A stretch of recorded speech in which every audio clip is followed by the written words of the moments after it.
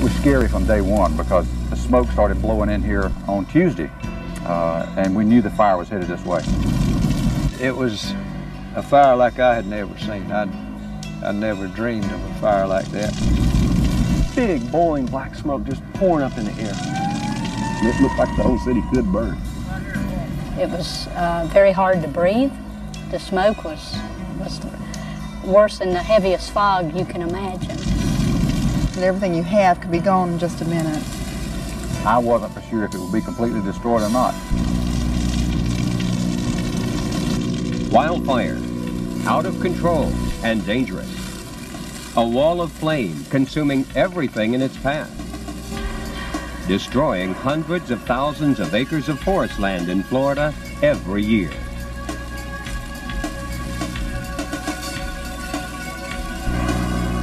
Wildfire is a serious threat to our families, our homes, and our work. But fire isn't.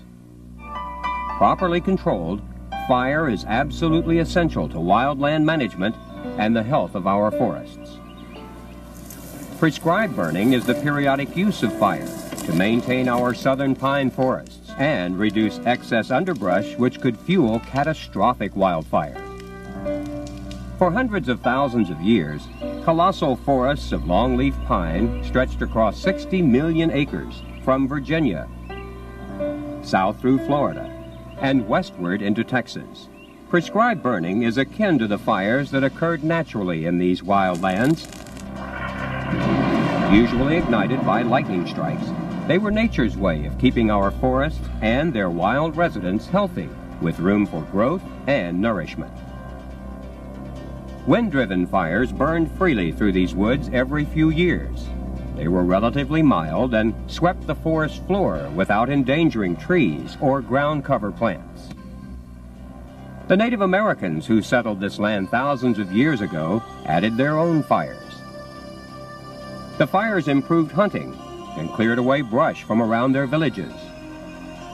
Hundreds of years later, Europeans continued the tradition to improve grazing conditions for their cattle.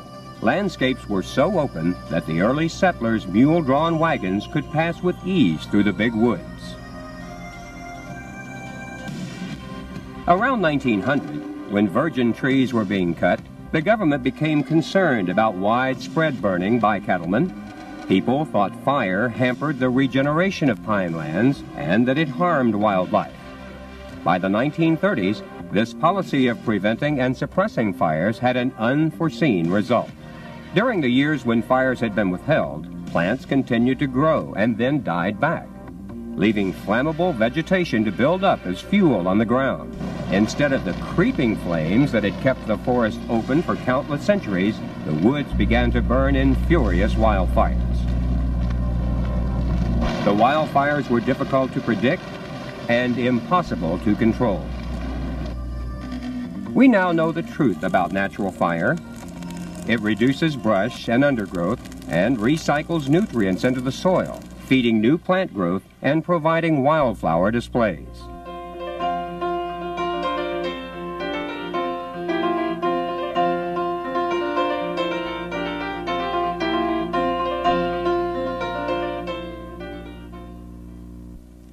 This fire was set on the first day of June to rejuvenate an old longleaf forest. The fire moved erratically through the forest, leaving green patches of vegetation. Flames scorched, but did not kill this young pine. Several hours after this prescribed burn, the wood seemed scarred and barren. But only 1 week later, the woods are greening up. Birds that lost a nest to the fire are rebuilding. 4 weeks after the fire, the woods are again full of life. And fire in the forest is good for more than trees. Animals as well are accustomed to recurring fire in the southern pine woods. Few animals are ever killed by fire. Insects scurry up trees. Reptiles and amphibians move to holes or wet places for safety. Many birds like woodpeckers and bluebirds construct their nests high in the tree holes, well out of harm's way. The low nests of quail, dove, and sparrows may be lost during the year of a burn. However, the birds themselves fly well ahead of the flames and return to re-nest as the vegetation blooms. Populations of wild animals continue on, generation after generation, within habitats molded by recurring fire. It is important to understand the natural role of fire in maintaining nature's balance. It is essential for the health of plants and trees. It enhances the habitat and food supply of wildlife. It creates recreational opportunities for all people. It promotes economic opportunity by protecting timber value.